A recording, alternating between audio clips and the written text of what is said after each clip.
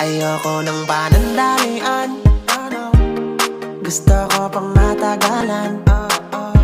Ayoko rin ng kalokohan, gusto ko yung pangkasalan.